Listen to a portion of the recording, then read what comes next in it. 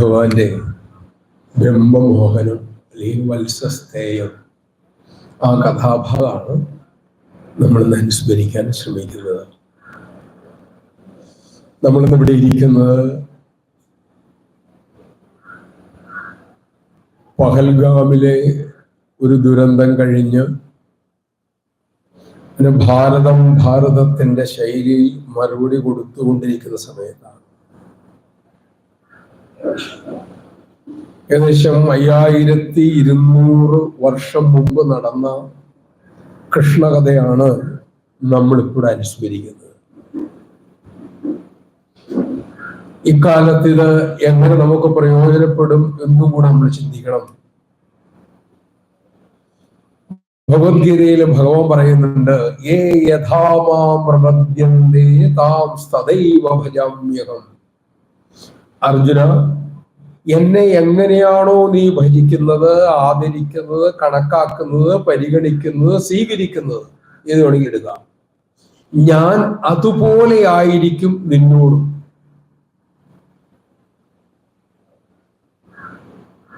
ഇതാണ് നമ്മുടെ ആചാര്യന്മാർ നമ്മളോട് പഠിപ്പിച്ചിട്ടുള്ളത്. പൂതന വിഷം കൊടുത്തു കൊല്ലാനാണ് ചെന്നത്. പാല് കൊടുത്ത് കൊല്ലാൻ വന്നു. പാല് കുടിച്ച് അവരെ വധിച്ചു. ശകടാസുരൻ ചവിട്ടിക്കൊല്ലാനാണ് ചെന്നത്, അല്ലേ? ഭഗവാൻ തൊഴിച്ചു കൊന്നു. വാക്ക് മാറ്റിയ കൂടൊക്കെ പറയുകയാണ്. ചാടിങ്ങനെ താന്നു വന്നു, കുട്ടിക്കാലൊന്ന് പൊക്കി. അതിനാണ് തൊഴിക്കുക എന്ന് പറയണത്, അല്ലേ? ശകടാസുരൻ നല്ല കാലത്തൊടാനല്ല, ഇതങ്ങോട്ട് പതിപ്പിച്ചു കൊല്ലാനാ ശ്രമിച്ചു കുഞ്ഞിനെ. തൃണാവർത്തൻ പൊക്കിക്കൊണ്ടുപോയി എറിഞ്ഞു കൊല്ലാൻ ശ്രമിച്ചു. ഉയർത്തിയ അവനെ അവിടെ നിന്ന് വലിച്ച് താഴത്തേക്ക് എറിഞ്ഞ് ഭഗവാൻ വധിച്ചു. അഘാസുരൻ വിഴുങ്ങി വധിക്കാൻ ശ്രമിച്ചു. അവന്റെ തൊണ്ടയിൽ കയറി നിന്ന് വലുതായി അവന്റെ തൊണ്ട കീറി അവനെ വധിച്ചു. ബകാസുരൻ കൊത്തി വിഴുങ്ങാനാണ് ശ്രമിച്ചത്.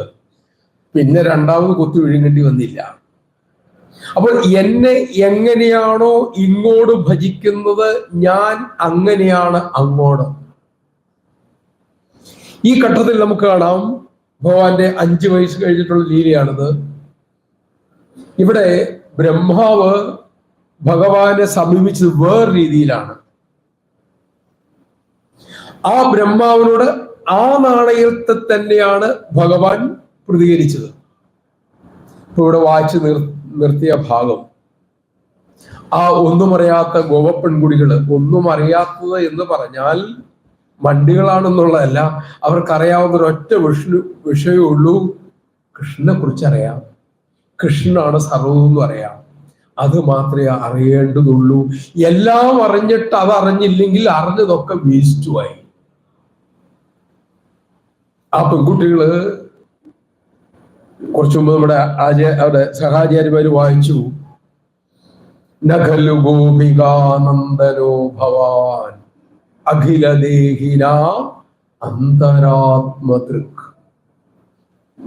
ആ വിശ്വം മുഴുവൻ വ്യാപിച്ചു നിൽക്കുന്ന ജ്ഞാനത്തിലേക്ക് തന്നെ ആശ്രയിച്ച പാലും തൈരും പോരും മാത്രം വിറ്റ് ജീവിക്കുന്ന പെൺകുഞ്ഞുങ്ങളെ ഏറ്റവും ഉത്തമമായ ഉന്നതമായ ആ ബ്രഹ്മജ്ഞാനത്തിലേക്കും ഭഗവാൻ വിട്ടു. ഇങ്ങോട്ട് എങ്ങനെയാണോ അങ്ങോട്ട് അങ്ങനെ. ഇപ്പൊ അതാണ് നടന്നുകൊണ്ടിരിക്കുന്നത്. ഏതാണ് ഇവിടെ അതിർത്തിയിൽ നടന്നുകൊണ്ടിരിക്കുന്നത്. ഇതിനു മുമ്പ് അങ്ങനെ സംസാരിക്കാൻ അറിയാത്ത രാജാക്കന്മാർ ഭരിച്ചുകൊണ്ടിരുന്നപ്പോഴാണ് കൃഷ്ണൻ ജനിക്കുന്നതിന് മുമ്പ് യാദവ കുലത്തിന് മധുരയിൽ നിന്നും ഓടിപ്പോയത്. പിന്നെ ശ്രീകൃഷ്ണൻ മധുരയിൽ നിന്ന് ഓടിപ്പോയത് ദ്വാരകയിൽ വലിയൊരു കൊട്ടാരം കിട്ടി ജരാസന്ധൻ ഇങ്ങോട്ട് കയറാതെ വരാനും ജരാസന്ധനെ എന്നേക്കുമായി ഇല്ലാതാക്കാനുമാണ്. ഓട്ടത്തിനുള്ള വിജയമായിരുന്നത്. ഈ കരുത്തിന്റെ, ധൈര്യത്തിന്റെ, ധർമ്മത്തിന്റെ പാഠങ്ങള് നമ്മുടെ കുഞ്ഞുങ്ങൾക്ക് പറഞ്ഞു കൊടുക്കണം. ആരെയും ഉപദ്രവിക്കാനല്ല, പക്ഷേ നമ്മൾക്കിവിടെ ധാർമ്മികമായി നന്നായി ജീവിക്കാൻ അനുവദിച്ചില്ല എങ്കിൽ അങ്ങനെ ജീവിക്കാനുള്ള കരുത്ത് നമുക്കുണ്ടെന്ന് കാണിക്കാൻ വേണ്ടിയിട്ട്, അറിയിക്കാൻ വേണ്ടിയിട്ട്, ജീവിക്കാൻ വേണ്ടിയിട്ട് ആ കരുത്താണ് നമുക്ക് വേണ്ടത്. ആ കരുത്താണ് ഗീതയിലൂടെയും ഭാഗവത്തിലൂടെയും ഭഗവാൻ നമുക്ക് നൽകിയിട്ടുള്ളത്. ആരുടെ കരബലത്തെ കണ്ടുകൊണ്ടാണ് അന്ന് യമുനാകുളത്തിൽ, യമുനാതീരത്ത് കോടിക്കണക്കിന് ഗോപശ്രീകൾ വനിതാ ശതയൂഥപം അവിടെ വന്നുകൂടിയത്? ആടാനും പാടാനും കഴിയണമെങ്കിൽ ആടാനും പാടാനുമുള്ള അന്തരീക്ഷം ഉണ്ടാക്കാനുള്ള കരുത്തും കൂടെ വേണം. ആ കൃഷ്ണകഥയിൽ നിന്നും നമുക്ക് കരുത്താണ്. നമുക്ക് ബ്രഹ്മമുഹൂർത്തത്തിലേക്ക് കടക്കാം. അഘാസുരലീല അത് കഴിഞ്ഞു. അഘാസുരൻ പെരുമ്പാമ്പായിട്ട് വന്ന് വലിയ സർപ്പമായി വന്ന് ഭഗവാനെയും കുഞ്ഞുങ്ങളെയും വിഴുങ്ങാൻ ശ്രമിക്കുന്നു. അഘാസുരനെ വധിച്ചു. അഘാസുരനെ വധിച്ചു കഴിഞ്ഞു. ഈ വിവരം ഗോവസ്ത്രീകൾ അല്ല ഗോപാലന്മാര്, ഭഗവാന്റെ കൂട്ടുകാര്, കുട്ടികള് ഗോവന്മാര് ചെന്ന് വൃന്ദാവനത്തിൽ വീട്ടിൽ ചെന്ന് പറഞ്ഞത് 1 വർഷം കഴിഞ്ഞിട്ടാ. അപ്പൊ ഒരു അത്ഭുതം, ഇതെന്താ ഇന്ന് നടന്ന സംഭവം 1 വർഷം കഴിഞ്ഞാണോ പറയണ്ടേ? പരീക്ഷ ദിവസം അങ്ങനെ ഇത്രയും താമസിച്ചെന്ന് പറയാൻ, അപ്പൊ അതിനിടയ്ക്ക് എന്തോ സംഭവം ഉണ്ടായിട്ടുണ്ടാവുമല്ലോ, അല്ലെങ്കിൽ ഇങ്ങനെയൊന്നും നടക്കില്ലല്ലോ. അപ്പൊ അതൊന്ന് കേട്ടാ കൊള്ളാമെന്നുണ്ട് എന്ന് പറഞ്ഞു. ഇത് കേട്ടതും ശ്രീശുകൻ ആ ധ്യാനത്തിൽ അങ്ങോട്ട് മഗ്നനായി സമാധിസ്ഥനായി. എന്തുകൊണ്ടാ? എന്തെങ്കിലും ഈശ്വരീയമായ കാര്യങ്ങൾ കേൾക്കുമ്പോൾ അതിൽ തന്മയീഭാവം വന്ന് ലയിച്ചു പോകുന്ന അവസ്ഥ. കാലവും ദേശവും എല്ലാം മറന്ന് ആ ലീലയിലങ്ങട് ലയിച്ചു പോയി ശ്രീശുരൻ. കുറച്ച് കഴിഞ്ഞിട്ട് എഴുന്നേറ്റത്. ശ്രീരാമകൃഷ്ണദേവന്റെ ജീവചരിത്രം വായിക്കുന്നവർക്കൊക്കെ കാണാം, ഓരോ പേജിലും കാണാം ശ്രീരാമകൃഷ്ണൻ ഈശ്വരന്റെ ഒരു വാക്കോ ഈശ്വരനെ സ്മരിക്കുന്ന എന്തെങ്കിലും സംഭവങ്ങളോ ഉണ്ടായാൽ അപ്പൊ തന്നെ സമാധിസ്ഥനാവും. ഏറെ നേരം കഴിഞ്ഞിട്ടാണ് പിന്നെ അദ്ദേഹം ആ ഭാവത്തിൽ നിന്ന് താഴേക്ക് വരുള്ളൂ. വലിയ കാഴ്ചകളായി പോയി. സിംഹത്തെ കണ്ടു, ശ്രീരാമകൃഷ്ണൻ സമാധിയായി പോയി. പിന്നെ എടുത്തുകൊണ്ട് പോരുമായിരുന്നു. ചോദിച്ച എന്താ പറ്റിയ? സിംഹത്തെ കണ്ടപ്പോൾ സിംഹവാഹിനിയായ എൻ്റെ അമ്മയെ ഓർമ്മ വന്നു. അമ്മയെ ഓർമ്മ വന്നപ്പം അമ്മയെ ഉള്ളിൽ അങ്ങോട്ട് ദർശിച്ചു, എല്ലാം മറന്നുപോയി. സിംഹത്തെ കണ്ട നമുക്ക് എന്ത് തോന്നുന്ന കാഴ്ചകൾ അവർക്ക് അറിയാവുന്ന അവിടെ എഴുതിയിട്ടേക്കണേ, ഇതിനകത്ത് കിടക്കുന്ന മൃഗങ്ങളെ ഉപദ്രവിക്കരുതെന്ന്. അല്ലേ? കാഴ്ചകളെ എഴുതിച്ചില്ല. കാരണം നമുക്ക് അതിനെ കണ്ട കല്ലെടുത്തെറിയാനേ തോന്നുള്ളൂ. ഇത് കണ്ടപ്പോൾ സാക്ഷാൽ സിംഹവാഹിനിയായ ദേവിയെ ഓർമ്മ വന്നു. ഇത് പ്രകടമായിട്ടാണ് ഈ വള്ളിക്കാവ് വരെ പോയാൽ മതി. ഭജനവേളയിൽ ഇടയ്ക്കിടയ്ക്ക് അമ്മ ഭാവസമാധിയിലേക്ക് ഉയരുന്നതും പെട്ടെന്നായി ഇതിങ്ങനെ കൊടഞ്ഞെറിഞ്ഞ് എല്ലാവരെയും ഇങ്ങനെ പകപ്പോടെ നോക്കുന്നത് നമുക്ക് കാണാം. ആ ഓരോ ഭജനയിലും ഭഗവാനെയും ദേവിയെയും വർണ്ണിക്കുമ്പോഴൊക്കെ അമ്മ ബാഹ്യബോധം വിട്ട് അതിലേക്ക് ഉയർന്നു പോണത് നമുക്ക് കാണാം.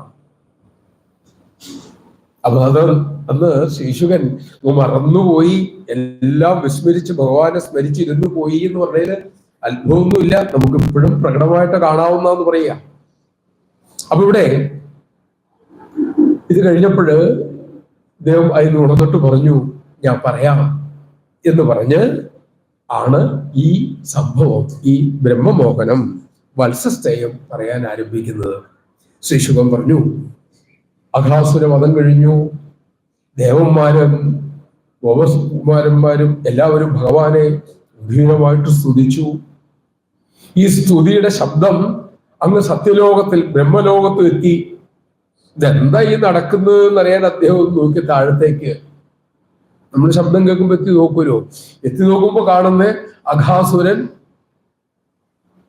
ശിരസൊക്കെ പൊട്ടി തകർന്ന് കിടക്കുന്നു. അത്ഭുതം തോന്നി. ഈ 5 വയസ്സായ കുട്ടിയാണോ അതൊക്കെ ചെയ്തത്? അതിഭീകരനായ ദേവന്മാർ പോലും ഭയക്കുന്ന ലോകപാലന്മാർക്ക് പോലും ഭയമുള്ള ഈ അഘാസുരനെ ഈ കുട്ടി എങ്ങനെ വധിച്ചത്? എന്തൊരു മായയാണ്! എനിക്ക് അങ്ങനെയാണ് ഈ മായ ഒന്ന് കണ്ടാ കൊള്ളാലോ എന്ന് ഇദ്ദേഹത്തിന് ഒരാഗ്രഹം തോന്നി. പിന്നെ അപ്പൊ ഭൂമിയിൽ എന്താ നടക്കുന്നത്? ഭവനതെല്ലാം കഴിഞ്ഞു, ഗോവന്മാരെയും വിളിച്ചുകൊണ്ട് വനത്തിലേക്ക് പ്രവേശിച്ചു. അവർ വട്ടത്തിലിരുന്നു, ആഹാരം കഴിക്കാനിരുന്നു. അപ്പൊ ആഹാരം കഴിക്കാൻ ഇവർക്കൊരു നിയമമുണ്ട്, എവിടെ ഇരുന്നാലും കൃഷ്ണന്റെ മുഖം കാണണം. എല്ലാവർക്കും കൃഷ്ണന്റെ മുഖത്ത് നോക്കിയിട്ട് വേണം ആഹാരം കഴിക്കാൻ. അത് പഠിപ്പിക്കാനാണ് ബ്രഹ്മാർപ്പണം, ബ്രഹ്മകവി, ബ്രഹ്മാത്മു, ബ്രഹ്മണാവുതെന്ന് നമ്മൾ പറയണത്. ഭഗവാനും അവർക്ക് എല്ലാം കഴിക്കുന്ന ഭക്ഷണം, കഴിക്കുന്ന ഞാൻ, ഇതിലേക്ക് ആഹൂതി ചെയ്യുന്നത് എല്ലാം കൃഷ്ണനാണ്, അല്ലെങ്കിൽ എന്റെ ഇഷ്ടദേവതയാണ്. അത് ഉറപ്പിക്കാനാ. ഇത് ഭഗവാനെ കണ്ടു വേണം കഴിക്കാൻ. അപ്പൊ പൊക്കം കുറഞ്ഞ കുട്ടികളും പൊക്കം കൂടിയ കുട്ടികളും ഒക്കെ ഉണ്ടാവുമല്ലോ. അതുകൊണ്ട് ഭഗവാൻ നടുവിൽ ഇരുന്നിട്ട് ആദ്യത്തെ ഒരു അർദ്ധവൃത്തത്തിൽ എന്തിരുത്തി? പൊക്കം കുറഞ്ഞ കുട്ടികളെ ഇരുത്തി. ഒന്നാമത്തെ റൗണ്ട്. സെക്കൻഡ് റൗണ്ടിൽ കുറെ കൂടെ പൊക്കമുള്ളവരിരുത്തി. അതിന്റെ അപ്പുറം അടുത്ത പൊക്കമുള്ളവരിരുത്തി. ഏറ്റവും പുറകിൽ ഏറ്റവും പൊക്കം കൂടിയ, അപ്പൊ എല്ലാവർക്കും ഭഗവാന്റെ മുഖം കാണാനോ. അങ്ങനെ അങ്ങോട്ടും ഇങ്ങോട്ടും പാത്രത്തിലൊക്കെ എടുത്തും കഴിച്ചും രസിച്ചും ഇരിക്കുന്ന രംഗമാണ് ബ്രഹ്മാവ് കാണുന്നത്. ആഹാരം കഴിച്ചുകൊണ്ടിടയ്ക്ക് ഒരു കുഞ്ഞ് നോക്കിയിട്ട് പറഞ്ഞു, കൃഷ്ണ, നമ്മുടെ പൈക്കുട്ടികളെ കാണാനില്ലല്ലോ. ഇവര് കളിച്ച് രസിച്ച് ഭക്ഷണം കഴിച്ചുകൊണ്ടിരുന്നപ്പോൾ പുല്ല് മേഞ്ഞ് പൈക്കിടാങ്ങള് മെല്ലെ അകന്നു പോകാൻ തുടങ്ങി. ഇവരെ കാണാണ്ടായി. അപ്പം കണ്ണൻ പറഞ്ഞൊരു കാര്യം ചെയ്യൂ, നിങ്ങൾ കഴിച്ചത് നിങ്ങൾ നിർത്തണ്ട, ഞാനിപ്പം തെളിച്ചുകൊണ്ട് വരാം. നമ്മുടെ കയ്യിൽ ഉരുളയും എടുത്തുകൊണ്ട് കഴിച്ചുകൊണ്ടിരിക്കല്ലേ, ഉരുളയും എടുത്തുകൊണ്ട് കൃഷ്ണൻ പുറത്തേക്ക് ഇറങ്ങി. ഇവര് കൃഷ്ണൻ വരുന്നിട്ട് കഴിക്കാൻ പറഞ്ഞുകൊണ്ട് ഇവരും ഭക്ഷണം കയ്യിലെടുത്ത് നിൽക്കുകയാണ്. അപ്പോഴാണ് ബ്രഹ്മാവിന് കുസൃതി തോന്നിയത്. എന്നാ പിന്നെ കാര്യം ചെയ്യാം, ഈ കുട്ടികളെ തൽക്കാലത്തേക്ക് ഭഗവാന്റെ ദൃഷ്ടിയിൽ നിന്നും അങ്ങ് മറച്ചു വച്ചേക്കാം. തന്റെ മായാശക്തി കൊണ്ട് ബ്രഹ്മാവ് അവിടെ ഈ കുട്ടികളെ അങ്ങോട്ട് മറച്ചു.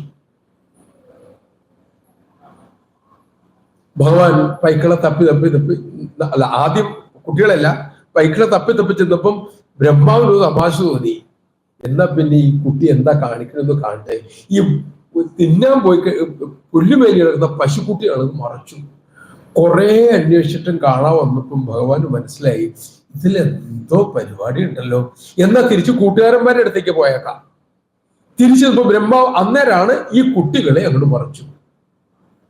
അപ്പൊ അവിടെ കുട്ടികളെയും കാണാനില്ല, ഇരുന്നെടുത്ത് വന്നപ്പോഴ് കൂട്ടുകാരെയും കാണാനില്ല, പൈക്കുട്ടികളെയും കാണാനില്ല. അപ്പൊ ഭഗവാന് മനസ്സിലായി, ഇത് എന്നെ സാക്ഷാൽ നാൻമുഖൻ ബ്രഹ്മദേവൻ ഒന്ന് മായ കൊടുക്കാനുള്ള ശ്രമമാണ്. ഏതായാലും അദ്ദേഹത്തിന്റെ ആഗ്രഹം നടക്കട്ടെ. സത്യസായിബാബ പറയും, ഈശ്വരൻ പള്ളിക്കൂടത്തിൽ പോവാത്തോണ്ട് ഒറ്റ വാക്കേ പഠിച്ചിട്ടുള്ളൂ, yes yes yes yes. Shri Sathya Sai Baba Swami എന്റെ പേരിന്റെ 3 അക്ഷരം ആദ്യം എടുത്താൽ എസ് എസ് എസ്. എനിക്ക് അത് മാത്രമേ അറിയാവുള്ളൂ. നിങ്ങൾ എന്ത് ചോദിച്ചാലും അങ്ങനെ ആവട്ടെ എന്ന് പറയാൻ അറിയാവുള്ളൂ. അതുകൊണ്ട് നമ്മൾ ഭഗവാനെ അവിടുന്ന് തന്നെ രക്ഷിക്കണേ, അങ്ങനെ ആവട്ടെ. എനിക്ക് ഒരു ഗതിയില്ലാട്ടോ ഭഗവാനെ, അങ്ങനെ ആവട്ടെ. അതുകൊണ്ട് നല്ല ചിന്തകളെ എപ്പോഴും ഉയർത്താറുള്ള ഭഗവാൻ ഇതേ പറയുള്ളൂ. എനിക്ക് പഠിച്ച് പിടിക്കുകയാവണം, അങ്ങനെയാകട്ടെ.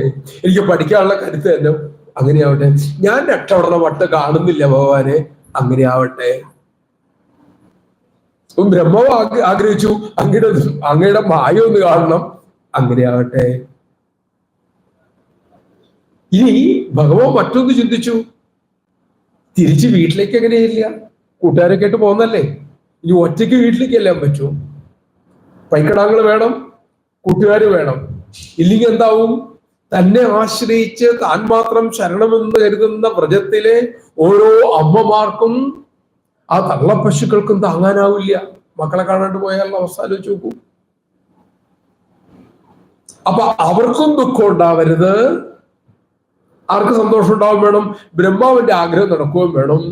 തന്റെ ഓടക്കുള്ളിൽ തന്റെ ആ തിരുവധനത്തിൽ ചേർത്ത് വെച്ച് ഭവം മെല്ലെ ഒന്ന് മൂളി. ഉടൻ തന്നെ എത്ര ഗോപന്മാരുണ്ടോ അത്രയും ഗോപന്മാര് അവിടെ ഉണ്ടായി.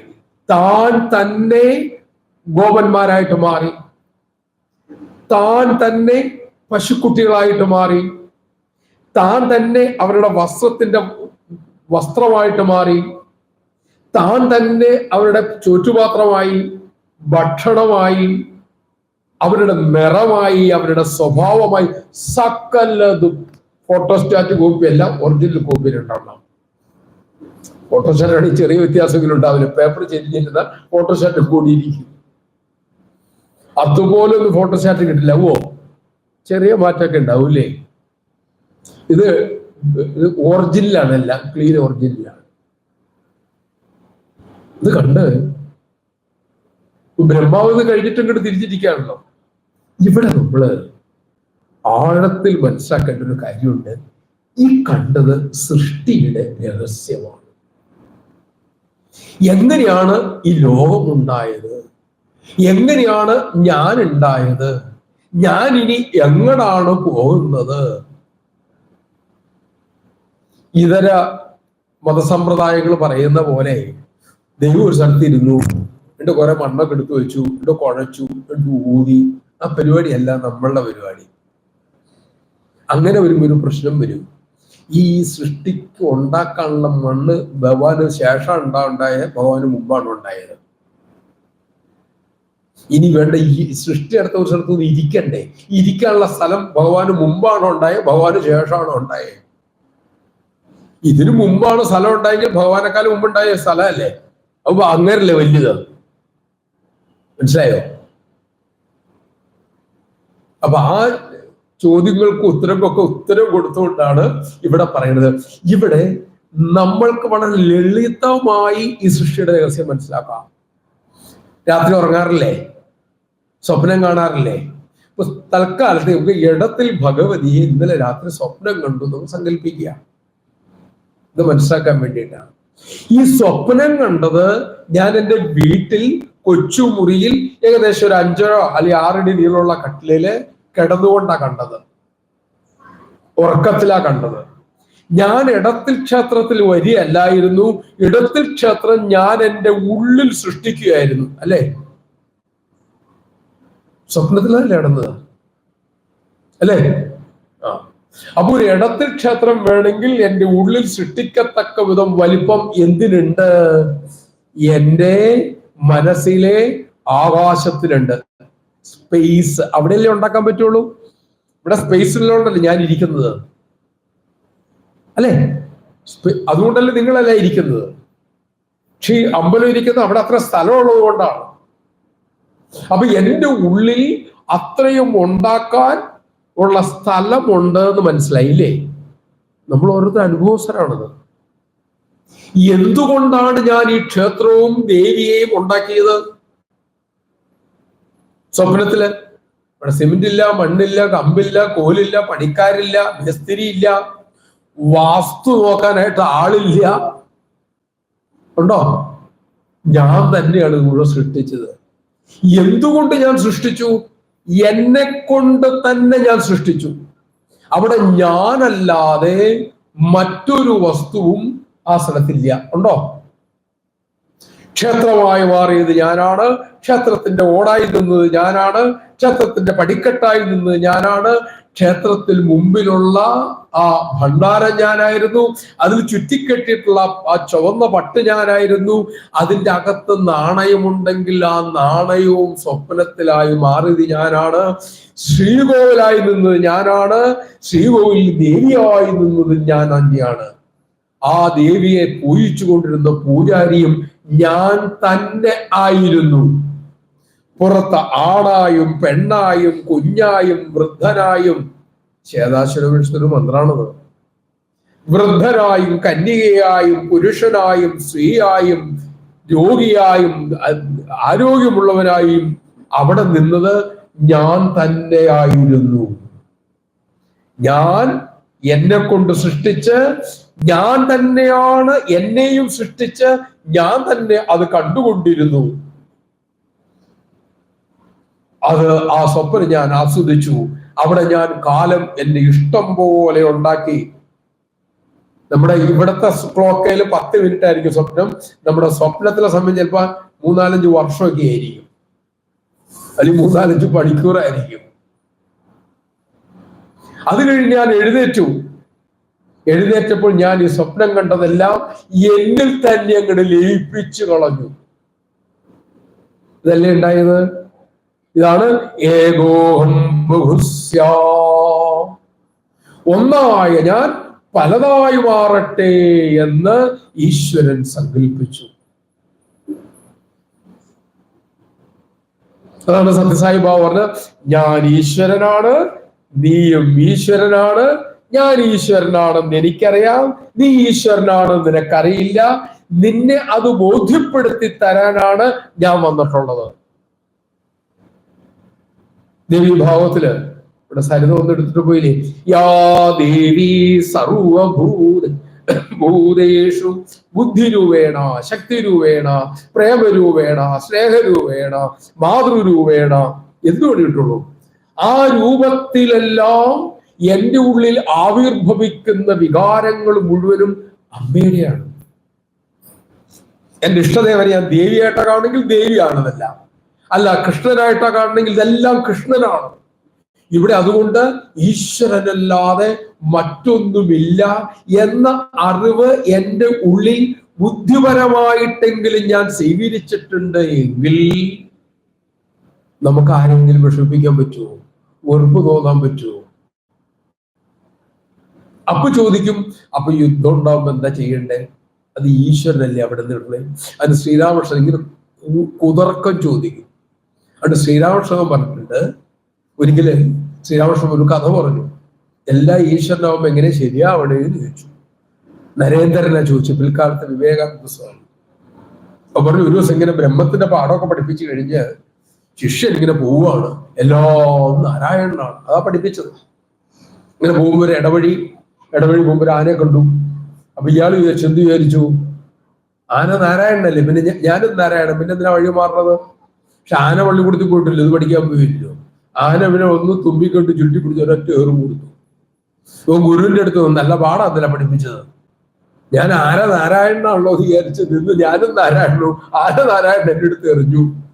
അപ്പൊ ഗുരു ചോദിച്ചു, എടാ അന്നേരം നീ ആന വരുമ്പോഴും അതിന്റെ മുകളില് പാപ്പൻ നാരായണൻ ഉണ്ടായിരുന്നു അങ്ങേര് വല്ലതും പറഞ്ഞോ? അങ്ങേര് ഒരു മാറിക്കിടാന്ന്. ഇപ്പൊ പാപ്പൻ നാരായണൻ പറഞ്ഞത് കേൾക്കാൻ മേലായിരുന്നോ? ക്ലിയർ ആയോ? അതിന് ഉപാധി എന്ന് പറയും. ഏത് ഉപാധിയിലൂടെയാണോ ഈശ്വര ചൈതന്യം പ്രവഹിക്കുന്നത്, ആ ഉപാധിക്ക് അനുസരിച്ചു വേണം നമ്മൾ ജീവിക്കാൻ. ധർമ്മം അനുഷ്ഠിച്ച് തത്വത്തെ ആശ്രയിക്കാനും ധർമ്മത്തെ ആചരിക്കാനുമുള്ളതാണ്. ധർമ്മത്തെ ആചരിക്കുക. ഈ ധർമ്മ വ്യവസ്ഥ പോകുമ്പോഴാണ് ഇവിടെ എല്ലാം ഇതുപോലെ ഇടപെടേണ്ടി വരുന്നത്. അതൊരിക്കലും തത്വത്തിന് വിരോധമല്ല. എന്താ ചൊല്ലിക്കൊടു, തല്ലിക്കൊടു, പിന്നെ എന്നാ തള്ളിക്കൊടു, അങ്ങനെ കണ്ടിട്ടില്ലേ? ആദ്യം പറഞ്ഞു കൊടുക്കുക, കേട്ടില്ലെങ്കിൽ പിന്നെ വഴക്ക് പറയാ, പിന്നെ ഒന്ന് അടിക്കുക, എന്നിട്ടും കേട്ടില്ലെങ്കിൽ അച്ചക്കൈ ചെയ്യുക. അത് ധർമ്മവ്യവസ്ഥയാണ്. നമ്മൾ ഇതെല്ലാം പഠിക്കുന്നത് ഈശ്വരനെ കാണാനോ ഒന്നുമല്ല, ധർമ്മം ആചരിക്കാനാണ്. കാരണം ഈശ്വരനെ കാണാനില്ല, ഈശ്വരൻ നമ്മുടെ ഉള്ളിലുണ്ട്, നമ്മുടെ പുറത്തുമുണ്ട്. പക്ഷെ ചില അജ്ഞാനം മൂലം, അറിവില്ലായ്മ മൂലം നമുക്ക് കാണാൻ പറ്റുന്നില്ല. കണ്ണ് എന്ത് ചെയ്യണം? കണ്ണൊന്ന് തെളിഞ്ഞു കിട്ടണം. ഈ കണ്ണ് തെളിഞ്ഞു കിട്ടാനാണ് ധർമ്മം ആചരിക്കുന്നത് എന്നർത്ഥം. ധർമ്മത്തിന്റെ ആചരണം അവിടെയാണ് വരിക. വ്യക്തമായല്ലോ?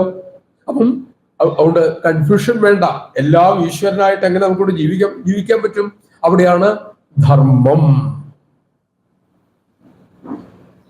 രാഷ്ട്രകിട പറഞ്ഞ് വായിച്ചു നിർത്തിയതാണ്, ധർമ്മത്തിനപ്പുറമല്ലേ ഈശ്വരൻ പ്രവർത്തിച്ചതെന്ന് ചോദിക്കുമ്പോൾ അത് നമ്മുടെ ആചാര്യൻ മധു അദ്ദേഹം വിവരിക്കുക. ഭാവം വരുമ്പോൾ ഗോപശ്രീകൾ അങ്ങനെ ചോദിച്ചു ശരിയാണെന്നൊക്കെ ചോദിക്കണല്ലേ, അവിടെ അദ്ദേഹം അത് ഗംഭീരമായിട്ട് വിവരിക്കും. ഏതായാലും ഈ ഭഗവാൻ ഇത് എല്ലാമായിട്ട് തിരിച്ചങ്ങോട്ട് യാത്രയായി, വ്രജത്തിലേക്ക് യാത്രയായി. അങ്ങനെ വ്രജത്തിലെത്തി. അവിടെ കഴിഞ്ഞപ്പോഴത്തേക്കും എല്ലാവർക്കും വലിയ സന്തോഷം.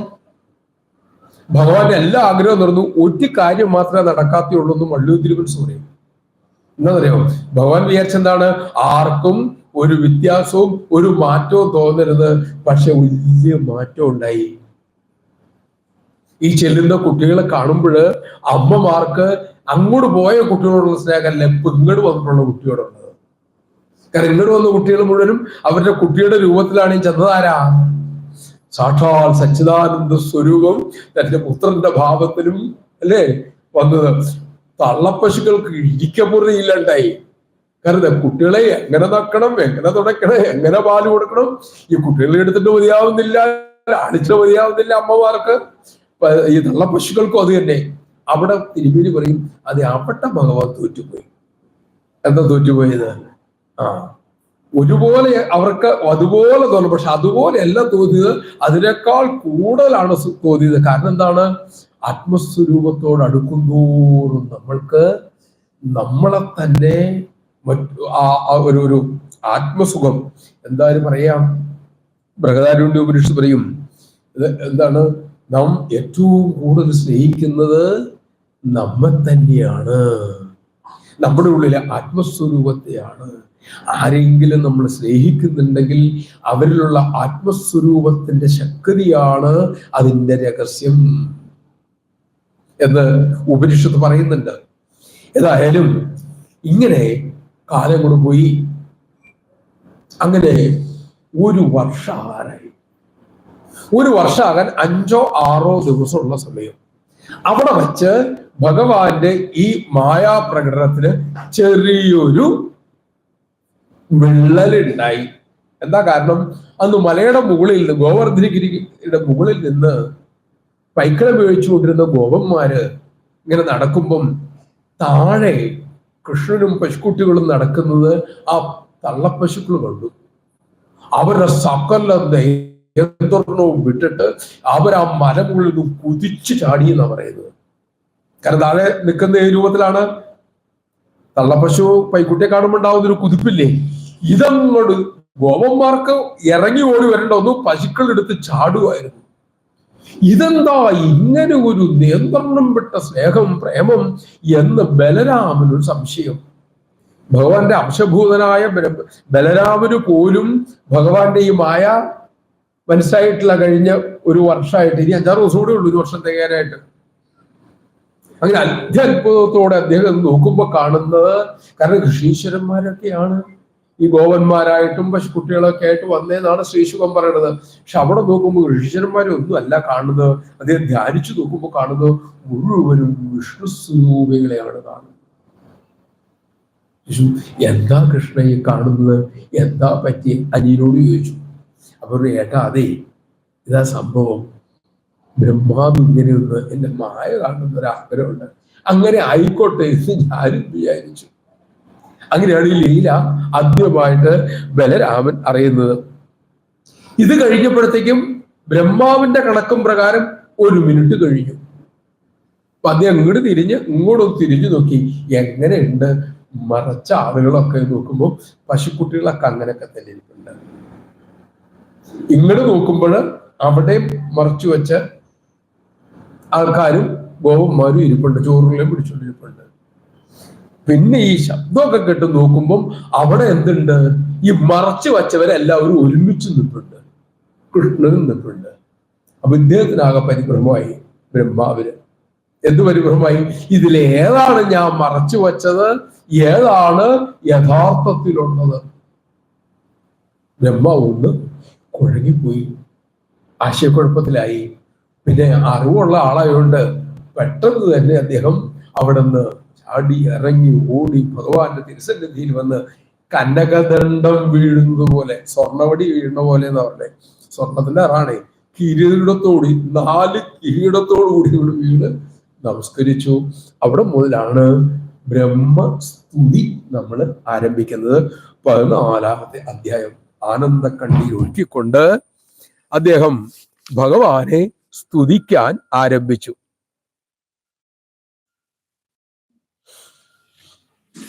കേൾക്കാലോ അല്ലേ? ആ ബ്രഹ്മസ്തുതിയാണ് നമുക്കിനി ഇവിടെ ഒന്ന് കുറച്ച് നോക്കാൻ ശ്രമിക്കുന്നത്. അമ്മ അനുഗ്രഹിക്കുന്ന പോലെ പറയാൻ ശ്രമിക്കാം.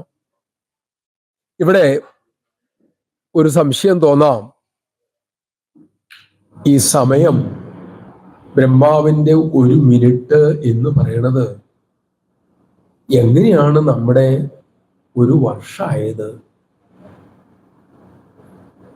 സത്യത്തിൽ സമയം, കാലം എന്ന് പറയണത് മനസ്സുള്ളപ്പോൾ മാത്രമുള്ളതാ.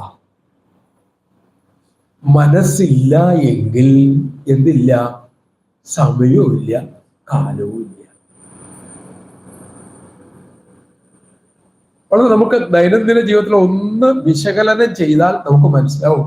സ്വപ്നം കാണാതെ നമ്മൾ ഉറങ്ങുമ്പോൾ കുറച്ചു നേരം ഉറങ്ങിയുള്ളൂ എന്നല്ലേ തോന്നുന്നേ, അല്ലേ? ഇത്ര സമയം പോയോന്നറിയില്ലേ? സ്വപ്നം കണ്ടുറങ്ങുമ്പോഴോ എന്തു പറ്റും? ഇത്ര നേരം ആയുള്ളല്ലോ എന്ന് തോന്നും. ഇനി വേറൊരു വിധത്തിൽ പറയാം, ലോകത്തിൽ ബോറടിക്കുന്ന ഒരേ ഒരു ജീവി ആരാ? മനുഷ്യനാണ്. വേറെ ആർക്കും ബോറടി ഉണ്ടോ? ഈ ബോറടി ഉള്ളത് കൊണ്ടാണ് TV ചാനലിലൊക്കെ ഇങ്ങനെ 100 കണക്കിന് ചാനലുള്ളത്. ഇത്രയും ചാനൽ വന്നിട്ട് നമ്മൾ മാറ്റിക്കൊണ്ടിരിക്കും.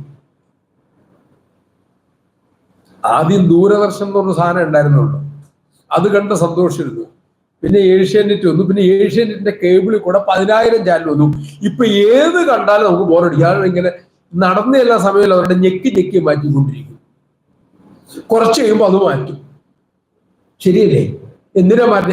കണ്ടു മടുത്തു, ബോറടി. മനസ്സ് എന്ന് പറയുന്നത് ചിന്തകളാണ്. എത്രമാത്രം ചിന്തകളുടെ എണ്ണം കൂടുന്നുവോ അത്രയ്ക്കും ആയിരിക്കും ബോറടി, അത്രയ്ക്കും ആയിരിക്കും മനക്ലേശം. ചിന്തകളുടെ എണ്ണം കൂടുക എന്ന് പറഞ്ഞാൽ ദുരിതങ്ങൾ കൂടുക, ദുരന്തങ്ങൾ കൂടുക, ദുഃഖങ്ങൾ കൂടുക എന്നാണ് വാക്കിനർത്ഥം. ചിന്തകളുടെ എണ്ണം കുറയുന്നു എന്ന് പറഞ്ഞാൽ ശാന്തിയോടടുത്തുകൊണ്ടിരിക്കുന്നു എന്നാണ് അർത്ഥം. ആ ശാന്തി പരിചയമില്ലാത്തത് കൊണ്ടാണ് സത്സംഗവേളയിലോ അല്ലെങ്കിൽ നാമം ജപിക്കാതിരിക്കുമ്പോഴോ നമുക്ക് ഈ ഉറക്കം വരുന്നതിന്റെ കാരണം. ശരീരക്ഷീണം കൊണ്ടും പ്രായം കൊണ്ടുള്ളൊക്കെ മാറ്റി നിർത്തുക കേട്ടോ. അല്ലെങ്കിൽ നമുക്ക് നാമം ജപിക്കാൻ ഇരുന്നാൽ മതി, അപ്പൊ എന്ത് പറ്റും? ഉറക്കം വരും. ധ്യാനിക്കാതിരുന്നാൽ മതി, നല്ല ഉറക്കം വലിയിലേക്ക് പോകുള്ളൂ. എന്താ കാരണം? മനസ്സൊന്ന് ശാന്തമായി, പിന്നെ അവൻ ഈ വേറെ ഒറ്റ ചിന്തയിൽ നിൽക്കാൻ ശീലിപ്പിച്ചിട്ടില്ല, അവൻ അവിടെ ഉറങ്ങിപ്പോകും. ഇനി ഈ വേദാന്ത ഭാഗം കേൾക്കുമ്പോഴും നമുക്ക് ഉറക്കം വരും. ഒന്ന് ക്ഷീണം കൊണ്ട് പ്രായം കൊണ്ടോ അത് മാറ്റി നിർത്തുക. അല്ലാത്ത എന്താ കാരണം എന്താ വെച്ചിട്ടുണ്ടെങ്കിൽ മനസ്സിന് മനസ്സിലാകാത്തതിന് അത് എന്ത് ചെയ്യും? അത് മടുത്തു പോകും. മനസ്സ് എന്ന് പറഞ്ഞാൽ പറയുന്ന കാര്യങ്ങൾ ആ മനസ്സ് ആ ആകൃതിയിലേക്ക് വന്ന് അതായി നിന്ന് മനസ്സിലാക്കുന്നതാണ് മനസ്സിലായി എന്ന് പറഞ്ഞാൽ. ഇപ്പൊ മാമ്പഴം എന്ന് ഞാൻ പറയുന്നു, നിങ്ങൾ എങ്ങനെയാണ് മനസ്സിലാക്കുന്നത്? നിങ്ങളുടെ ഉള്ളിൽ മാമ്പഴത്തിന്റെ രൂപം വരും. പാമ്പ്, ഇപ്പൊ മാമ്പഴമല്ലേ അവിടെ, പാമ്പ് വന്നു. എന്തൊക്കെ വാക്കുകൾ പറയുന്നുവോ ആ വാക്കുവിന്റെ ചിത്രങ്ങളാണ് എവിടെ വരുന്നത്? മനസ്സിൽ വരിക. അതങ്ങനെ ചിത്രങ്ങളായിട്ട് ഇങ്ങനെ ഒഴുകിക്കൊണ്ടിരുന്നാൽ ബോറടിക്കില്ല. ആണ് സിനിമയാണ് ബോറടിക്കാത്തതിന്റെ കാരണം, ചിത്രം തന്നെയാണ് കാണിച്ചിരുന്നത്. പക്ഷെ ബ്രഹ്മം, പഞ്ചഭൂതം, തന്മാത്ര വല്ല പിടുത്തം കിട്ടുമോ? അപ്പൊ മനസ്സ് കുറെ ശ്രമിക്കും ഇതിനെ കയറി പിടിക്കാൻ, മടുത്തുപോകും. അപ്പോഴാണ് ഈ ഉറക്കം വരുന്നില്ല. കാരണം വേദാന്തം ബോറായിട്ടല്ല, നാമജപത്തിലൂടെ ജപിച്ച് ചിന്തകളുടെ എണ്ണം കുറയുമ്പോൾ എന്തു സംഭവിക്കും? ഈ പറയുന്നതെല്ലാം തെളിയാൻ തുടങ്ങും. അപ്പോഴാണ് രസിക്കുന്നത് ഈ വിഷയങ്ങൾ. അതിനൊരൊറ്റ വഴിയുള്ളൂ, നിരന്തരം ജപിച്ചുകൊണ്ടിരിക്കുക, നിരന്തരം നാമം ജപിക്കുക, കീർത്തനം ചൊല്ലുക, ഭഗവാനോട് പറയുക. ഇതര രാഗ വിസ്മാരണം. മറ്റതിനോടെല്ലാം സ്വാഭാവികമായിട്ട് നമുക്ക് അന്നേരം മനസ്സകന്നു പോകും. അപ്പോഴാണ് ശാന്തി ഉണ്ടാവും. അങ്ങനെ ശാന്തി ഉണ്ടായി കഴിയുന്ന ഒരു മനസ്സിന് കാലം ഇല്ല. നമ്മളെ ഇന്നുകൂടിത് വ്യക്തമാക്കാൻ ഈ വിഷയത്തിൽ കയറുമ്പോൾ ഇതെല്ലാം വരുന്നുണ്ട്. എന്തുകൊണ്ട് ഈ ഒരു മിനിറ്റ് ഒരു വർഷമായി നമുക്കൊന്ന് ബോധ്യപ്പെടണമല്ലോ. ചുമ്മാ കഥ പറയുന്ന പരിപാടി നമ്മുടെ ആചാര്യനില്ല. അങ്ങനെ കഥ പറഞ്ഞ് തൃപ്തിയായവർ അങ്ങനെ പൊക്കോട്ടെ, അത് അവർക്ക് കഥ മതി. അതല്ല, ഇങ്ങനെ ചോദിക്കുന്നവർക്കും കൂടെ ഉത്തരം കൊടുക്കണമല്ലോ. വസിഷ്ഠരാമായണത്തിലെ എന്തിനാ കഥ പറയണേ? വസിഷ്ഠരാമായണത്തിൽ പറയും, ഒരമ്മ കുഞ്ഞിന് കഥ പറയുകയാണ്. മക്കളെ, ഒരു രാജ്യം ഉണ്ടായിരുന്നു, കുട്ടി കയ്യിലിരിക്കുകയാണേ. ഒരു രാജ്യം ഉണ്ടായിരുന്നു, രാജ്യത്ത് ഒരു രാജാവ് ഉണ്ടായിരുന്നു. ആ രാജാവ് ഒരു ഭാര്യമാരുണ്ടായിരുന്നു. ആ ഭാര്യമാരാരും പ്രസവിച്ചിട്ടില്ല. അവർക്ക് 10 മക്കളുണ്ടായി. ഈ 10 മക്കള് ഇല്ലാത്ത കുതിരയുടെ പുറത്ത് കയറി കുതിച്ചു പാഞ്ഞു. അങ്ങനെ ഒരൊറ്റ വൃക്ഷം പോലും ഇല്ലാത്ത ഒരു കൊടുങ്കാറ്റിൽ അവർ പ്രവേശിച്ചു. അവിടെ ഒരു തുള്ളി ജലം പോലും ഇല്ലാത്ത കുറ്റൻ ഒരു നദി കണ്ടു. ഈ രാജകുമാരന്മാർ ഇല്ലാത്ത കുതിരയുടെ പുറത്തു നിന്നും ആ നദിയിലേക്ക് എടുത്തു ചാടി നീന്തി കുളിച്ച് രസിച്ചവർ കരക്ക് കയറി. വൃക്ഷങ്ങളില്ലാത്ത ആ വനത്തിലെ വൃക്ഷങ്ങളെല്ലാം തലകീഴായിട്ടാണ് നിൽക്കുന്നത്. അതിന്റെ വേരെല്ലാം താഴെയാണ്, പഴങ്ങളെല്ലാം മുകളിലാണ്. അവരത് പറിച്ചെടുത്തു. അങ്ങനെ കാട്ടിൽ ഇല്ലാത്ത കൊട്ടാരത്തിൽ അവർ സുഖമായിട്ട് ജീവിച്ചു. അപ്പത്തേക്കും കുട്ടി കൂർക്കം വലിക്കാൻ തുടങ്ങി. രണ്ട് വസിഷ്ഠൻ രാമ, കുട്ടി ഉറക്കുക നമ്മുടെ ലക്ഷ്യമുള്ളൂ. ആദ്യമേ പറഞ്ഞേക്കണെന്താ? ഇല്ലാത്ത രാജ്ഞിക്ക് 10 മക്കള് ഉണ്ടായി. അനുഭവരുടെ അവർ ഗർഭത്തിൽ വന്നിട്ടില്ല, അവരെ പ്രസവിച്ചിട്ടില്ല, അവർ വളർന്നു മിടുക്കന്മാരായി. അപ്പൊ കഥ കേട്ടപ്പോ എന്ത് പറ്റി? കുട്ടി ഉറക്കുക എന്ന ലക്ഷ്യമുള്ളൂ. കുട്ടി ഉറങ്ങിപ്പോയി. അതുകൊണ്ട് ഈ ഭഗവാൻ ഈ ലീലയാടിയതെല്ലാം സത്യമാണ്. എന്തിനു വേണ്ടിയിട്ടാ ഈ ലീലയാടിയത്? നമ്മളൊന്ന് ഇരുന്ന് തരാൻ വേണ്ടിയിട്ട്. ഒന്ന് ഇരുന്ന് തരണ്ടേ? അപ്പൊ ഇരിക്കാൻ നമുക്ക് പറ്റി എന്ത് ചെയ്യണം? കഥ കേട്ട് ഇങ്ങനെ രസിച്ചിരിക്കും. അപ്പൊ എന്ത് സംഭവിക്കും? മനസ്സാണ് അവിടെ അടങ്ങുന്നത്. ഇപ്പൊ നമ്മൾ എവിടെ ഇരിക്കണത്? നമ്മളെവിടെ ഇരിക്കണേ? എവിടെ ഇരിക്കണത്? അമ്മ എവിടെ ഇരിക്കണത്? കസേരയില്. ഈ കുട്ടി നിലത്തും അല്ല ഇരിക്കണത്, അമ്മ കസേരയിലും അല്ല ഇരിക്കണത്. നമ്മൾ നമ്മുടെ ചിന്തയുടെ മുകളിലായിരിക്കണത്. ശ്രദ്ധ വേർക്കണവരുണ്ട്. പുറത്ത് തണുപ്പില്ലാത്തോണ്ടല്ല, അകത്തെ ചിന്തയുടെ ചൂട് അതിനേക്കാളും കൂടുതലായിട്ടാ. അപ്പൊ നമ്മൾ എവിടെ ഇരിക്കണത്? നമ്മുടെ ചിന്തയുടെ മുകളിലല്ലേ ഇരിക്കണത്. ആ ചിന്തയാണ് കാലം വരുത്തുന്നത്. അപ്പൊ അങ്ങനെയുള്ളവർക്ക് ആ കഥ വിശദീകരിക്കാണ്. അല്ലാത്തൊരു കഥ കേട്ട് മതി. ഈ കഥ കേട്ട് രസിച്ചാലും തത്വം കേട്ട് രസിച്ചാലും ഫലം ഒന്ന് തന്നെയാണ്. അമ്മ നിർബന്ധിച്ച് കഴിപ്പിച്ചാലും ഞാൻ തന്നെ കഴിച്ചാലും വിശപ്പ് മാറും അല്ലേ? അവിടെ കഥ കേൾക്കുന്നവര് താഴ്ന്നോ മുകളിലോ അങ്ങനെയല്ല. ഇതിനെല്ലാം ഫലം ഒന്ന് തന്നെ. പക്ഷെ ഓരോരുത്തർക്ക് ദഹിക്കുന്ന വിധത്തിലാണ്. ഒരു നടന്ന സംഭവം ഏകദേശം ഒരു 10-40 വർഷം മുമ്പ്. ഈ കാലത്തിന്റെ വ്യത്യാസം ഇന്നും നടക്കുന്നുണ്ടെന്ന് പറയാനായിട്ട് പറഞ്ഞത്. ഒരു വീട്ടു ജോലിക്കാരൻ, അദ്ദേഹത്തിന്റെ വലിയൊരു ആഗ്രഹമായിരുന്നു ബദരിയിൽ പോയി ഒന്ന് തൊഴണം. വളരെ പ്രശസ്തമായ ഒരു സംഭവം അത്. 10-40 വർഷമായിട്ട് നടന്നിട്ട്. ബദരി കേട്ടിട്ടുണ്ടല്ലോ, ബദരി വിശാൽ. അവിടെ ഇപ്പോഴും നരനാരായണ മൂർത്തികള് തപസ് ചെയ്യുന്നുണ്ട്. ശ്രീ ഉദ്ധവൻ ഇപ്പോഴും അവിടെ തപസ്സിലുണ്ട് എന്നാണ് ഋഷിമാര് പറഞ്ഞത്. ധാരാളം ദർശനം നടത്തിയവരുണ്ട്. എന്ത് സംഭവിച്ചു? ഇദ്ദേഹത്തിന് വലിയൊരു ആഗ്രഹം ബദരിയിൽ പോയി തൊഴണം. കുറെ വർഷം ജോലി ചെയ്ത് പണമൊക്കെ സമ്പാദിച്ച് ഇദ്ദേഹം ബദരിയിലെത്തി. പ്രായമായി, 10-65 വയസ്സുണ്ട്. നല്ല തണുപ്പാ. പോയിട്ടില്ലാത്തവർക്ക് വേണ്ടിയിട്ടാണ് അങ്ങനെ പറയണത്. അങ്ങനെ അവര് ഇദ്ദേഹം ബദരിയിലെത്തി. ബദരിയിൽ 6 മാസേ നട തുറക്കുള്ളൂ. അടുത്ത 6 മാസം അടച്ചിടും. പൂജയ്ക്കുള്ള എല്ലാ സാധനങ്ങളും അവിടെ വച്ചിട്ട് നട അടഞ്ഞിട്ട് പോയാൽ അവിടെ മഞ്ഞു ഒന്ന് മൂടും. ക്ഷേത്രമല്ല. അപ്പോൾ ദേവന്മാരാണ് അവിടെ പൂജ നടത്തുന്നതാണെന്ന് സങ്കല്പം. തിരിച്ചു നമ്മുടെ കേരളത്തിൽ നമ്പൂരിമാരാണ് ഇപ്പോൾ അവിടെ പൂജ, റാവൽ എന്ന് പറയും. ശ്രീശങ്കരനാണ് അവിടെ ആ സംവിധാനം ഒരുക്കിയിട്ടുള്ളത്. ആലോചിച്ച് നോക്കൂ, നമ്മുടെ കൊച്ചു ശങ്കരൻ അന്ന് ചെയ്ത കാര്യങ്ങൾ. ഏതായാലും ഇദ്ദേഹം അവിടെ ചെന്ന് അന്ന് നട ഇങ്ങനെ പുറത്തിറങ്ങി, ഇത് ചെല്ലുന്നത് നട അടയ്ക്കലൊപ്പ. അപ്പൊ ഇദ്ദേഹം പറഞ്ഞു, ഒന്ന് തുറന്ന് കാണിക്കണേ. പറഞ്ഞു, ഇന്ന് അവസാനത്തെ ദിവസമാണ്, ചടങ്ങ് പ്രകാരം നട അടച്ചു, ഇനി 6 മാസം കഴിഞ്ഞേ തുറക്കുള്ളൂ. ഇദ്ദേഹങ്ങള് ആ തിരുനടയിലെ ശിരസടിച്ച് കരയാൻ തുടങ്ങി. എന്റെ ജന്മം ഇതിനു വേണ്ടിയിട്ടായിരുന്നു, ഒന്ന് ദർശിക്കണം എന്നുള്ളതായിരുന്നു. എനിക്ക് അറിയില്ലായിരുന്നു കാലം, ഇവിടുത്തെ സമയം 6 മാസം അടച്ചിടുക എന്നുള്ളത് എനിക്ക് അറിയില്ല. അങ്ങ് ഒന്ന് തുറന്നു തരൂ, ഞാൻ ഒന്ന് കണ്ടിട്ട് പൊക്കോളാം. സന്ധ്യ ആവാൻ പോണു, ഹിമാലയത്തിലെ തണുപ്പാണ്, വയ്യ. കാരണം അവിടെ പൂജാദികളെല്ലാം കഴിഞ്ഞു, ചടങ്ങുകൾ അനുസരിച്ചാണ് അടച്ചത്. ഇനി ഇത് 6 മാസം കഴിഞ്ഞ് തുറക്കാവുള്ളൂ.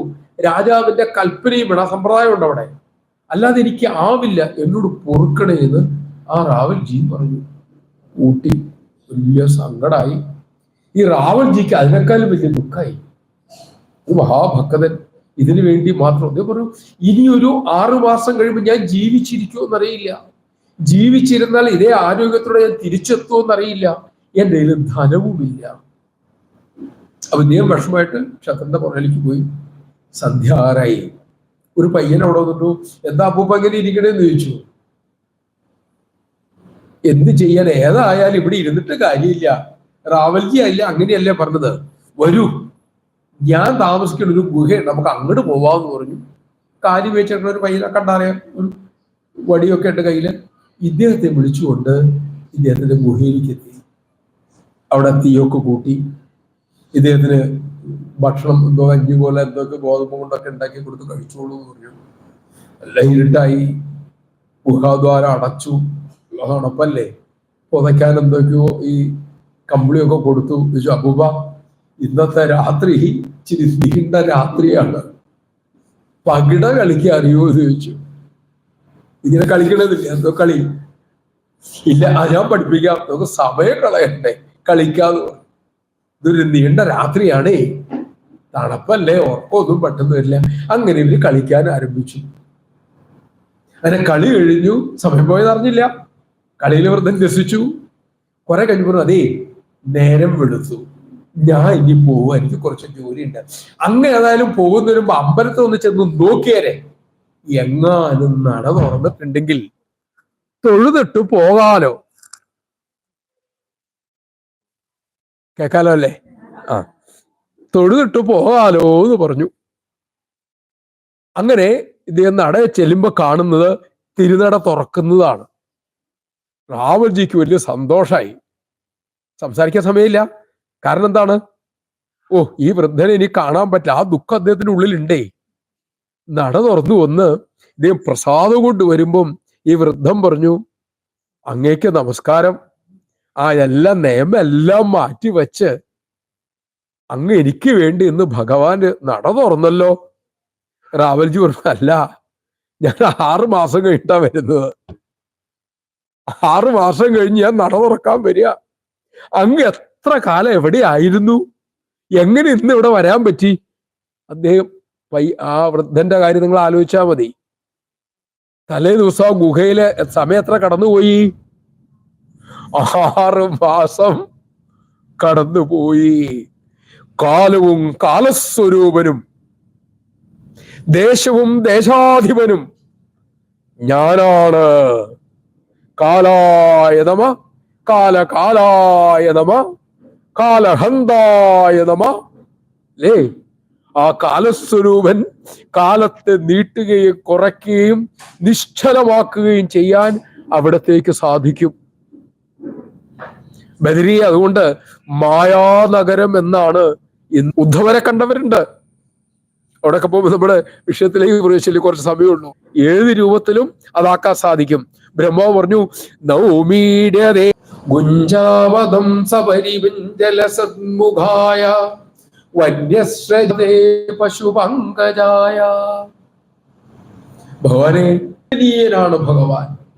ഭഗവാൻ മാത്രമാണ് കീർത്തനീയനായിട്ടുള്ളൂ. അല്ലാത്ത ആൾക്കാരൊക്കെ കീർത്തിച്ചിട്ട് ഈ തുട്ട് കിട്ടുന്നുള്ളൂ, വേറെ ഒന്നും കിട്ടില്ല. ഈ PR വർക്ക് എന്നൊക്കെ നമ്മൾ കേൾക്കാറില്ലേ, നമ്മുടെ നാട്ടിൽ ധാരാളം നടക്കുകയാണ്. അതുകൊണ്ട് പണം കിട്ടുന്നുള്ളൂ, വേറെ ഒന്നും കിട്ടില്ല. കീർത്തിക്കപ്പെടാൻ യോഗ്യൻ ഭഗവാൻ മാത്രമാണ്. അങ്ങനെ ഭഗവാനെ കീർത്തിച്ചിട്ടുണ്ടെങ്കിൽ ഭഗവാനല്ല കീർത്തി ഉണ്ടാവുന്നത്, കീർത്തിക്കുന്നവനാണ് കീർത്തി. ഞാൻ ഭഗവാനെ സ്തുതിക്കുമ്പോൾ ഞാനാണ് സ്തുതിക്കപ്പെടുന്നത്, ഭഗവാനല്ല.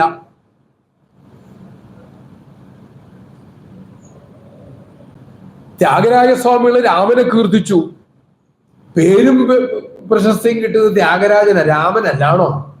ഈ ത്യാഗരാജസ്വാമി പാടിയില്ല എന്ന് വെച്ചാൽ രാമന്റെ മഹിമ ഇല്ലാണ്ടെന്ന് പോകില്ല. പക്ഷെ ത്യാഗരാജസ്വാമികൾ പാടിയോടുകൂടി ത്യാഗരാജനാണ് വലുതായത്. ആരെ വേണമെങ്കിൽ നോക്കിക്കൊള്ളൂ. ചമ്പ വൈദ്യനാഥ ഭാഗവര് ഗുരുവായൂരപ്പനെ പോയി പാടി സന്തോഷിപ്പിച്ചു. പ്രശസ്തനായത് ചമ്പയാണ്, ഗുരുവായൂരപ്പനിലാണോ? ചമ്പ സംഗീതോത്സവം എന്നാ പറയണത്. അതുകൊണ്ട് സ്തുതിക്കപ്പെടുന്നവനായ അങ്ങേക്ക് വന്ദനം. എന്താ സ്തുതിക്കുന്നത്? ആ കണ്ട പോലെ വർണ്ണിക്കുകയാണ്. നീലമേഘ നിറം, മിന്നലൊക്കുന്ന ആ പീതാംബരപ്പട്ട്, കുന്നിക്കുരു കൊണ്ട് കർണാഭരണങ്ങൾ ഉണ്ടാക്കിയിരിക്കുന്നു, മൈപ്പീലി നിരത്തി കുത്തിയിട്ടുണ്ട്. ഇങ്ങനെ ശോഭിക്കുന്ന തിരുമുഖത്തോടുകൂടി ധ്യാനിക്കാൻ വേണ്ടി പറയാണ്. കയ്യിൽ ചോറുള്ള കക്ഷത്തില് ആ പശുക്കളെ നയിക്കാനുള്ള വടി, കൊമ്പ്, കുടല്, ഇങ്ങനെ ആ അതീവ കാന്തിയോടുകൂടി ഗോപകുമാരനെ പോലെ ഭാവം പൂണ്ട് നിൽക്കുന്ന അങ്ങേ ഞാൻ സ്തുതിക്കുന്നു. എന്തിനു വേണ്ടിയിട്ടാണ് ഭഗവാൻ ഈ രൂപം കൊടുത്തത്?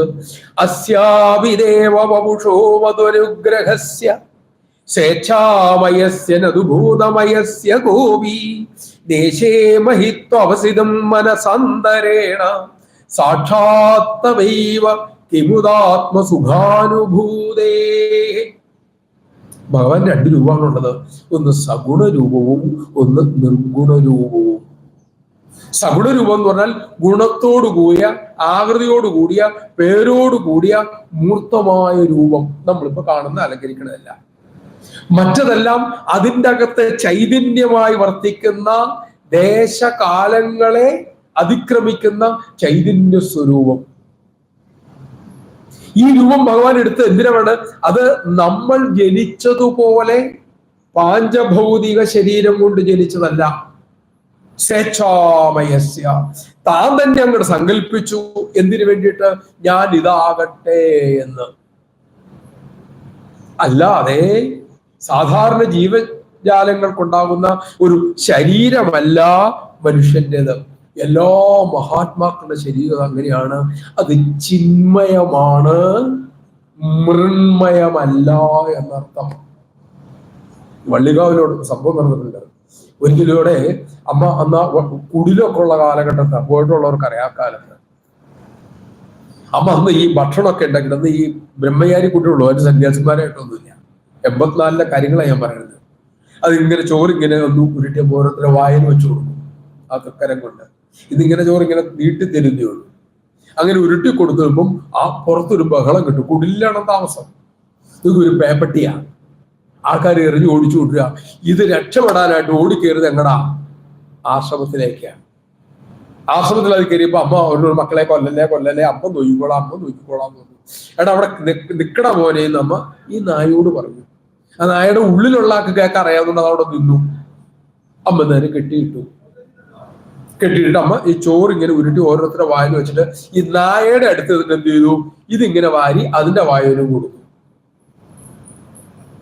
അപ്പൊ തലേ ദിവസം അമ്മയുടെ ഒരു ബ്രഹ്മചാരി ഒരു മകൻ അമ്മയോട് ചോദിച്ചു, അമ്മേ ഈ അമ്മയുടെ ശരീരം ഞങ്ങളുടെ ശരീരം തമ്മിൽ എന്താ വ്യത്യാസമുള്ളത് ചോദിച്ചു. അമ്മയുടെ ശരീരം പഞ്ചഭൂതങ്ങൾ ഉണ്ടാക്കിയാണ്, ഞങ്ങളുടെ ശരീരവും പഞ്ചഭൂതം ഉണ്ടാക്കിയിട്ട് എന്താ വ്യത്യാസമുള്ളത് ചോദിച്ചു. അമ്മ അതിന്റെ ഉത്തരവും പറഞ്ഞില്ല. പിറ്റേ ദിവസമാണ് നടക്കുന്നത്. അതിനുശേഷം ഈ പട്ടിയുടെ വായിൽ കൊടുത്തല്ലോ. അപ്പൊ കയ്യിൽ എന്തായി? സലൈവയായി, ഉമിനീരായി. ഇതിന്റെ അകത്താണ് എന്തുള്ളത്? വിഷാണുക്കൾ ഉള്ളത് ആണല്ലോ, പഠിച്ചിട്ടുണ്ടല്ലോ അല്ലെ? പിന്നെ അതും കൂടെ കൂട്ടിയിട്ടാണ് എന്ത് കുഴച്ചത്? ചോറ് കുഴച്ചത്. അടുത്ത് ഈ അമ്മയുടെ ശരീരവും ഈ ശരീരവും തമ്മിലുള്ള വ്യത്യാസം എന്താന്ന് ചോദിച്ചാൽ മക്കൾ എന്താടാന്ന് പറഞ്ഞു. അവന് വേണ്ട അമ്മ, എനിക്ക് വയറൊക്കെ നിറഞ്ഞിരിക്കും, എനിക്കിനി വേണ്ട. ആർക്കാ വേണ്ടു? ആർക്കും വേണ്ട. നിങ്ങൾക്കൊക്കെ വയറ് നിറഞ്ഞു ചോദിച്ചു. നമ്മളാണെങ്കിലും വേണ്ടെന്നല്ലേ പറയുള്ളൂ. എന്നാ പിന്നെ അമ്മ കഴിച്ചേക്കാൻ പറഞ്ഞാൽ ഇത് അമ്മ അങ്ങോട്ട് കഴിച്ചു, നല്ല നക്കി കഴിച്ചു. ദത്തന്റെ കുഷ്ഠരോഗം നക്കിയെടുക്കണേക്കാളും വലുതൊന്നും അല്ല അത്. ഒരു കുഷ്ഠരോഗിയുടെ സൂക്കട് മറ്റുന്ന ഓരോ വ്രണത്തിലും നക്കി നക്കിയാണ്. എന്റെ വീഡിയോ കിട്ടാൻ അത് കണ്ട 4 ദിവസം നമ്മള് ഭക്ഷണം കഴിക്കില്ല. എഴുതവിടെ കഴിച്ചു. പിന്നെ ഇവരെല്ലാം അമ്മയുടെ അടുത്ത് മാറി നിൽക്കുക. ഇനിയിപ്പൊ എപ്പോഴാ വാക്ക് പറയാൻ പറ്റുന്നുണ്ട്, ഇനിയിപ്പൊ എപ്പോഴാ അമ്മയ്ക്ക് ബുദ്ധിമുട്ടുണ്ടാവണേ നോക്കിയാണ് ഇവര് നിൽക്കുന്നത്. ഇങ്ങനെ നിൽക്കുകയാണ്. കുറെ കഴിഞ്ഞിട്ട് അമ്മ ചോദിച്ചു, ചോദിച്ചു എന്റെ ശരീരവും നിന്റെ ശരീരവും ഒരുപോലെയാണോ എന്ന് ചോദിച്ചു. വ്യക്തമായല്ലോ. അതാണ് ശ്രീരാമകൃഷ്ണൻ പറഞ്ഞു, ഇത് ചിന്മയമാണ്. ഇതിന്റെ അകത്ത് ഈശ്വരൻ വെളിപ്പെട്ട് കഴിഞ്ഞാൽ പിന്നെ അത് ചിന്മയാനന്ദമൂർത്തിയാണത്. സാധാരണ ശരീരത്തിന്റെ ആ ശരീരത്തെ നമ്മൾ ഒരുപോലെ കണക്കാക്കിക്കൂടും. അപ്പൊ ഈ ശരീരം അവിടെ നിന്ന് സ്വീകരിച്ച് വേറെ എന്തിനു വേണ്ടിയിട്ടാണ്? എന്നെ അനുഗ്രഹിക്കാൻ വേണ്ടിയിട്ടാണല്ലോ അങ്ങ് ഇത് സ്വീകരിച്ചത്. ഈ ശരീരത്തിന്റെ മഹിമ പോലും ഗുണങ്ങൾ പോലും മഹാത്മകൾ പോലും വർണ്ണിക്കാനാവില്ല. അപ്പോൾ പിന്നെ അങ്ങയുടെ ആ നിരാകാര രൂപത്തെ എങ്ങനെയാണ് വർണ്ണിക്കാൻ സാധിക്കുക എന്ന് പറഞ്ഞു. ജ്ഞാനേ പ്രയാസമുദവാസ്യ നമന്തയേവാ ജീവന്തി സത്മുഖരിതാം ഭവദീയ വാർത്താം സ്ഥാനേ സ്ഥിതാശ്രുതിഗതാം തനുവാങ്മനോഭി യേ പ്രായശോജിതജിതോപ്യസി തൈസ്ത്രിലോക്യാം. ഭഗവാനെ, ഈ ജ്ഞാനം എന്ന് പറഞ്ഞ ജ്ഞാനമാർഗം അത് അത്ര എളുപ്പമുള്ള കാര്യമല്ല. അത് ആ ജ്ഞാന വിഷയത്തിലുള്ള പരിശ്രമം, ജ്ഞാനത്തെ സാക്ഷാത്കരിക്കുക. എന്തുകൊണ്ടാന്ന് വെച്ചിട്ടുണ്ടെങ്കിൽ ഭഗവത്ഗീതയില് ഭഗവാൻ പറയും, ക്ലേശോദിക നരസ്തേഷാം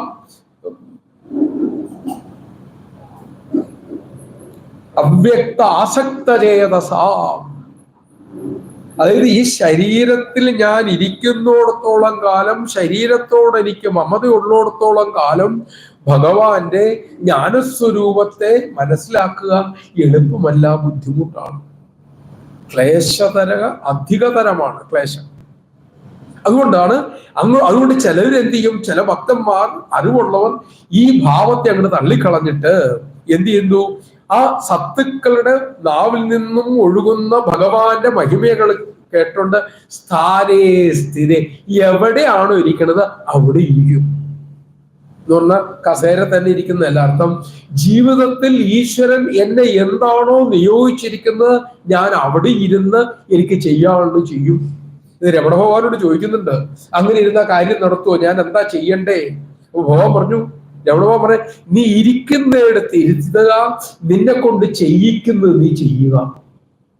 ഇപ്പൊ നമുക്ക് ജീവിതത്തിൽ ഗൃഹസ്ഥാശ്രമത്തിൽ ഈശ്വരൻ തന്നേക്കുന്ന റോൾ ഇപ്പൊ മുത്തശ്ശിയുടെ ആയിരിക്കും, മുത്തശ്ശന്റെ ആയിരിക്കും, അച്ഛന്റെ ആയിരിക്കും, അമ്മയുടെ ആയിരിക്കും, വിദ്യാർത്ഥിയുടേതായിരിക്കും, ജോലിക്കാരന്റെ ആയിരിക്കും, ഉദ്യോഗസ്ഥന്റെ ആയിരിക്കും. അത് നമുക്ക് കർമ്മവശാൽ പ്രാരബ്ധവശാൽ വന്നതാണ്. അത് ചെയ്തുകൊണ്ട് തന്നെ ഇരിക്കുക. അവിടെ എങ്ങനെ ചെയ്തുകൊണ്ടിരിക്കണം? ഭഗവത് സ്മരണയോടുകൂടി. ആ ധർമ്മം നിറവേറ്റി കഴിഞ്ഞാൽ സത്തുക്കളിൽ നിന്നും ഈ ഈശ്വരന്റെ മഹിമകൾ ഇങ്ങനെ കേൾക്കുക, രസിക്കുക. അങ്ങനെ ചെയ്താൽ എന്തു പറ്റും? അല്ലയോ ഭഗവാനെ, ആരാലും ജയിക്കപ്പെടാത്തവരെ ഹേ അജിത എന്ന് വിളിച്ചത്. അങ്ങേക്ക് ആർക്കും ജയിക്കാൻ പറ്റില്ല, പക്ഷെ അങ്ങേക്ക് ഈ ഭക്തന് അങ്ങേ ജയിക്കാൻ സാധിക്കും. ഭഗവാൻ ആണ് പറഞ്ഞു, അഹം നനു ഭക്തദാസ, ഞാൻ എൻ്റെ ഭക്തന്റെ ദാസനാണ്.